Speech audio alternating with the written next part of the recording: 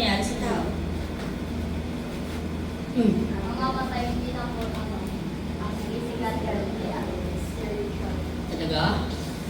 Sabi ng Diyos, huwag niyong kakainin yung puno na yan. Yung puno na kaalaman ng buhay at kamatayan.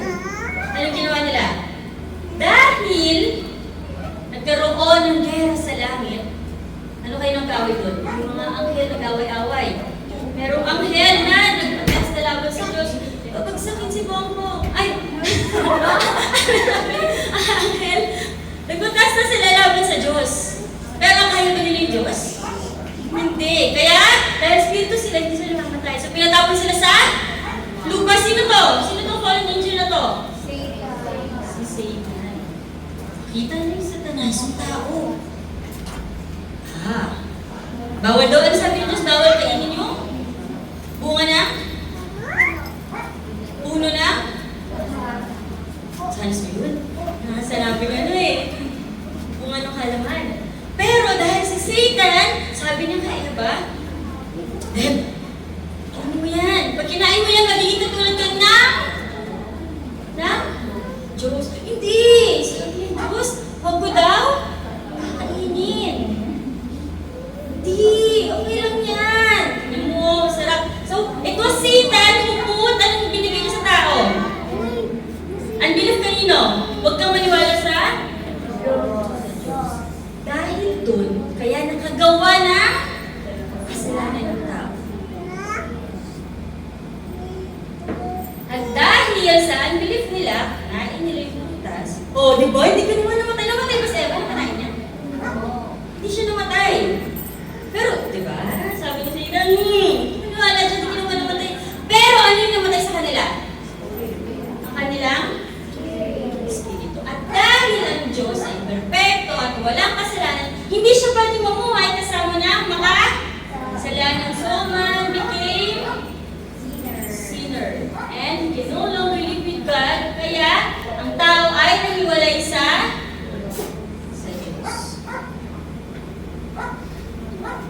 Ano sa Ingles yung nahiwalay? Separated. So itong tatlo ang pinakapangunahin natin problema, because man or spirit, we have this spiritual problem. Because dahil si Satanas ay nag-i-exist, he keeps on putting us on paniwala dyan sa Diyos. Kaya tayo nang magawa ng kasalanan. At dahil nakahiwalay na tayo, namatay ang ating espiritu. Ano na kaya yung espiritu meron tayo? Ano yung unang state ng unbeliever? We are a child of, ano verse yun? John 8:44. Ito ngayon ay anak ng iyong amang, ano? Job?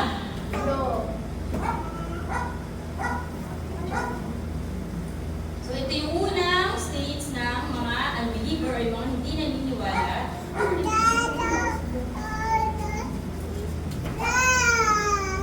Bakit tayo naging child of devil? So, teacher, ibig sabihin yung baby, anak na ng demonyo. Sino dito nasabihan ng magulang niya, anak ng demonyo talaga? Naku! Tapos sabay may korot na kasama. At sinyan ka na lagi. Nalabag ka ba? Wala dito si ano? Kapatid mo? O yun, lagi. So, totoo pala yun. Totoo ba? Anak kayo ng demonyo? Simula pagkabata? Bakit? Kasi ang tatay at nanay natin, since creation, ang spirit nila ay snake kunyari. Ay nasa Diablo. So lahat ng ipapanganak, wala ka pang hindi ka pa nga marunong magsalita. Sinner ka na. Kala ko, makasalanan ako kasi nagmura ako. Kasi nangupit ako. Diba? Kasi bakla ako. Hindi pala yun. Tayo pala ay nasa estado na pagiging makasalanan. So, yung mga magulang nyo, sino dito may magulang na naglalasing? Mahiya, kilala ko kayo. Sino dito may mga magulang na nagsusugal? Magulang na minsan nananakit, salita o pisikal. Bakit kaya sila ganun?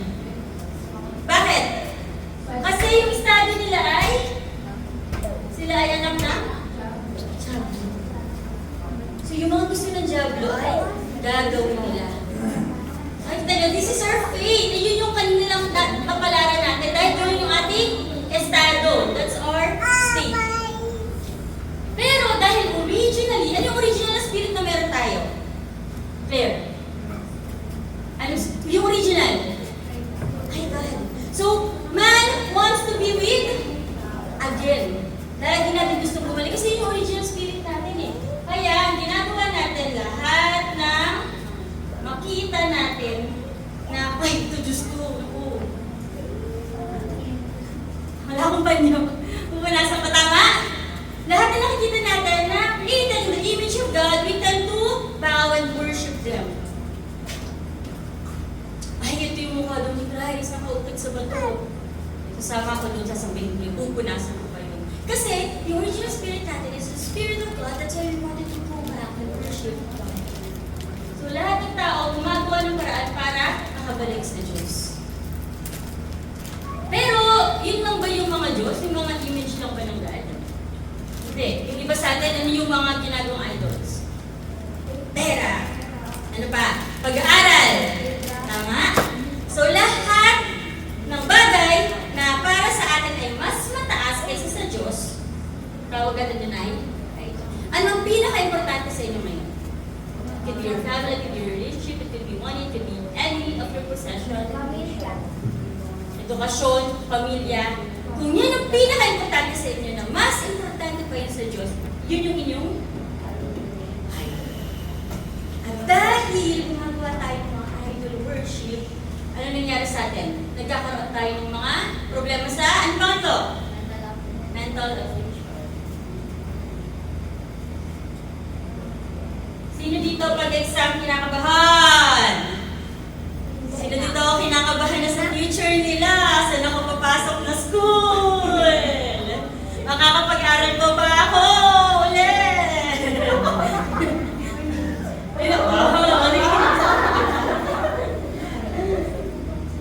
So may mga pagawag ba sa isip nyo? Nag-worry ba kayo? O may mga problema ba dumatating? Natutuloy ba tayo? Yes. Diba? That's mental affliction. Resulta yan ng itong tatlong to. Again, ito ay hindi tunay na problema ha. Ito lang ay resulta ng tatlong to. Kung hindi ba tayo nahiwalay sa Diyos, yung mga nararanasan natin to? Hindi. At dahil dyan, yung mga problema natin sa kaisipan, nagmamanifest sa ating katawan. So, ano yung mga apat? Physical problem. Intindihan niyo ba yung sulat ko? Ano ba kayo? Sino dito yung may mga kakilalang may sakit? Paulit-ulit yung sakit nila. Pag nagkasakit kayo, uminom lang kayo ng gamot, gagaling naman kayo, diba? Pero, ibig ba sabihin pag uminom kayo ng gamot or nagpag-doktor kayo, hindi na kayo magkakasakit cover? Babalik at babalik yung sakit natin. So, hindi lang physical problem na sakit, pati kahirapan. Sino dito mayaman?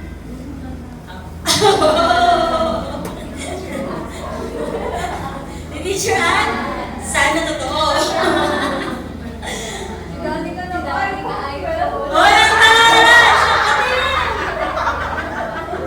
So, sa dali ka lang yung mayaman sa atin. So, pati pala yung kahirapan, resulta pala yun dahil naiwalay tayo sa Diyos. Pero, ano yung nakikita niyong pinakapangunahing problema ng Pilipinas? Ano? Pero ba? Pinaka-problema ng Pilipinas? Diba hanggang ngayon, tayo pa rin ay nasa third world country. So tayo ay mahirap pa rin. Pero, sino mga bansa ay mayaman? US. China.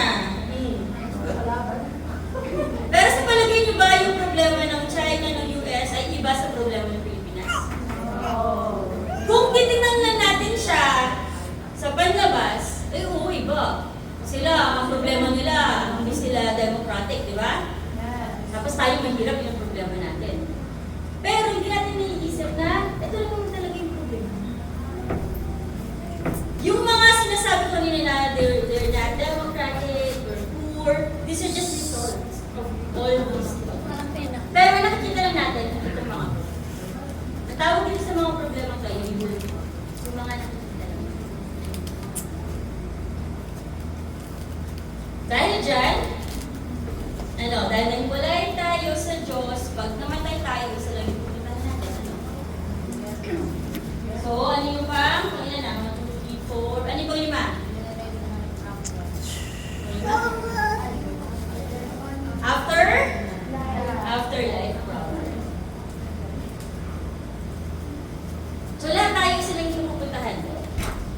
na lang.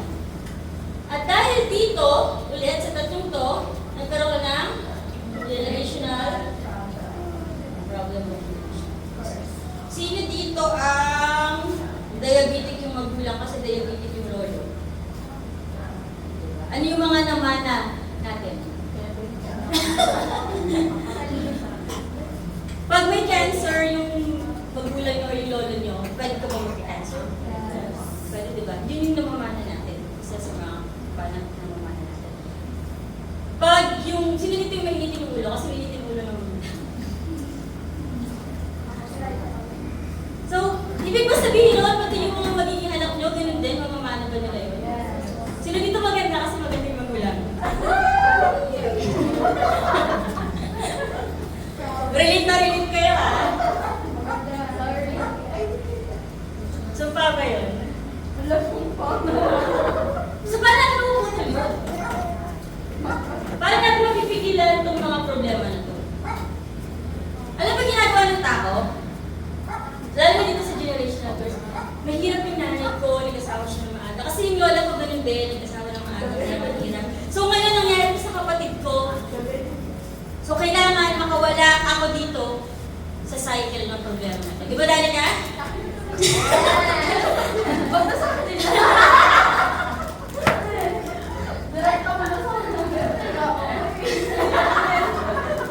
She can really relate. That's why you about it. Ano yung mga naranasan ng family mo na naranasan mo ngayon? Anong ginagawa mo ngayon, Danica, para hindi mo maranasan to break that cycle of generational curse? What are the things you've been doing? May recitation.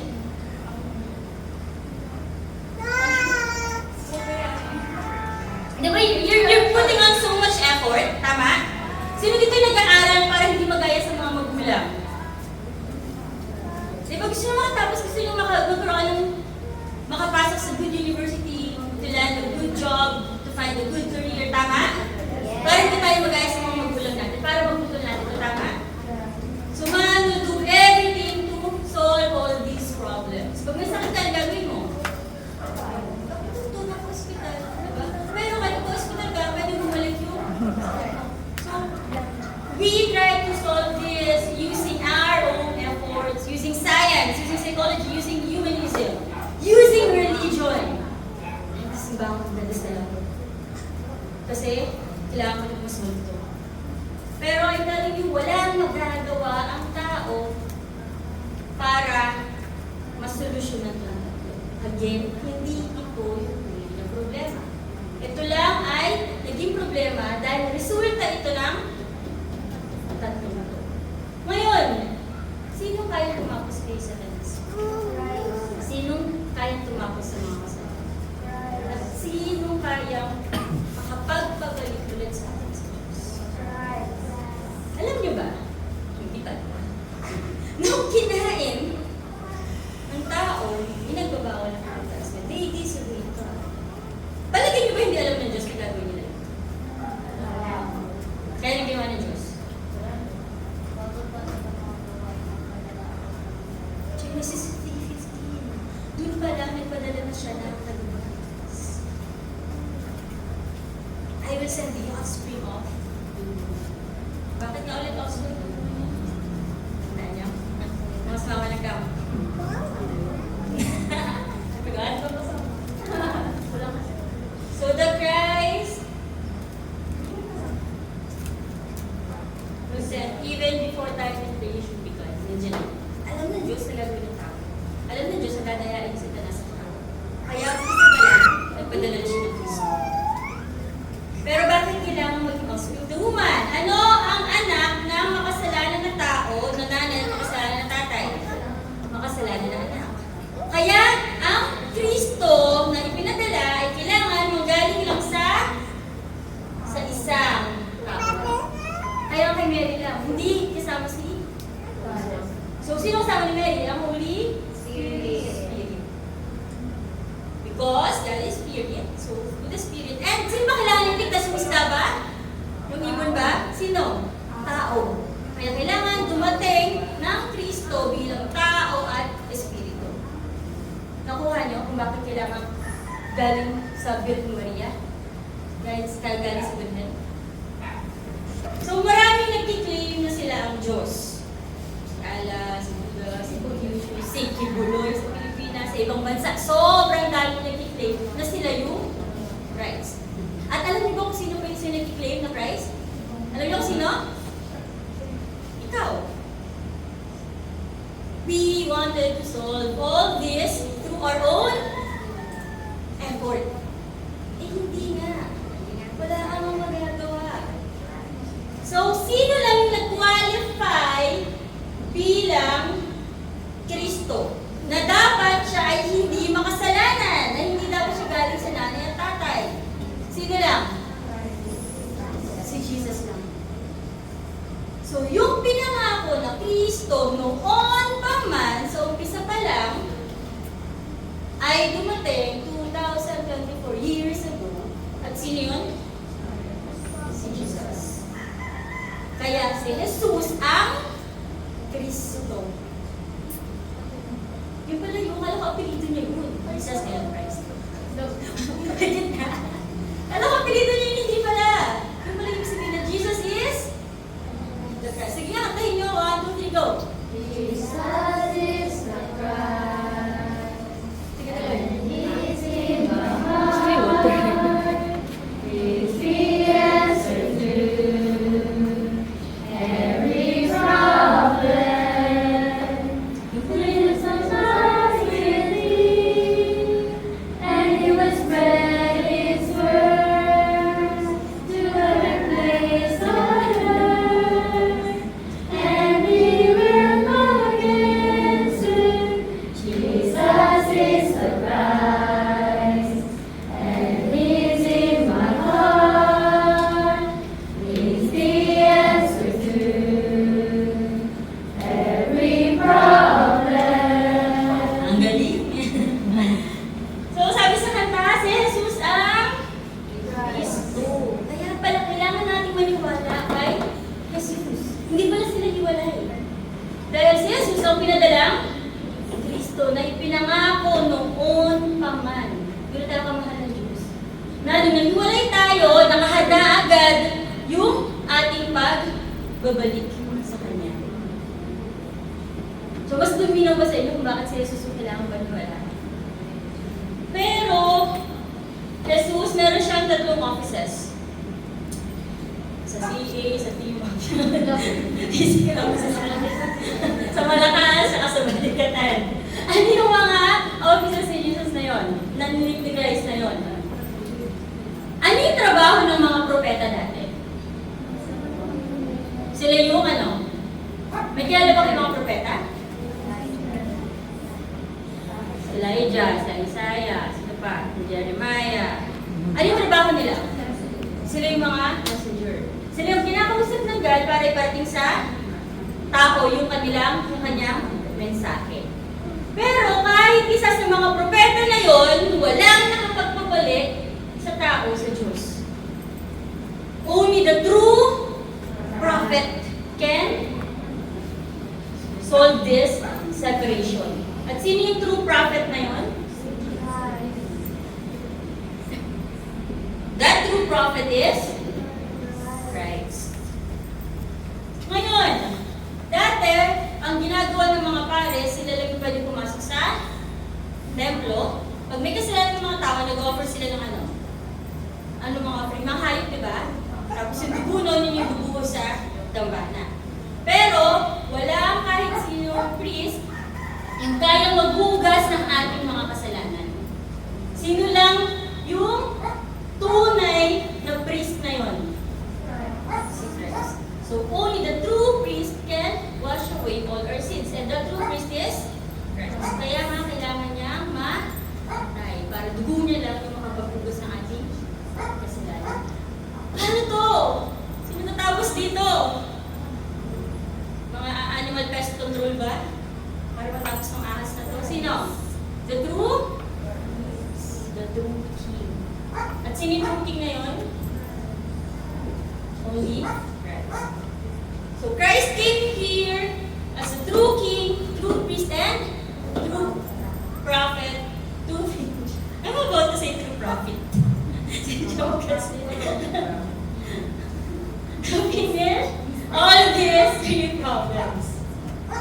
Kaya niyo ba tapusin yung tatlong yan? Hindi, di ba? Pero, pag nagkakaroon tayo ng problema, ano ginagawa natin? Tayo pa rin, di ba?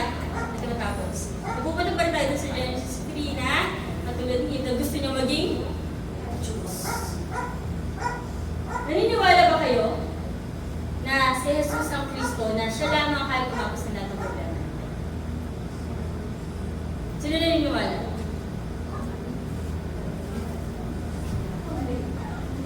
Naiya kayo, naniniwala. So, kung naniniwala kayo, I want to invite you into a prayer na tanggapin natin si Jesus bilang ating Kristo na kaya tumapos ang mga kasalanan. Tayo ay yumuko. Panalangin. Sabay niyo ako. Panginoon, salamat sa pagkakataon nito. Na nakita namin na kami ay makasalanan. Wala kami pwedeng magawa upang tapusin ang aming problema ng pagiging makasalanan na hindi namin kaya tapusin si Satanas at wala kaming magagawa upang makabalik sa inyo. Tinatanggap ko po namin Jesus bilang aming Kristo na aming tagapagligtas na tatapos kay Satanas na magbabalik sa amin muli sa piling ng Diyos Ama at magbubugas sa aming mga kasalanan. Buksan niyo ang aming mga puso upang ang inyong Espiritu Santo ay pumasok at manahan sa amin. Gawin mo kaming templo. Nawa, ikaw ay maghari sa aming mga buhay. Lamang aming dalangin sa pangalan ni Jesus. Amen. Tinanggap niyo ba si Jesus bilang inyong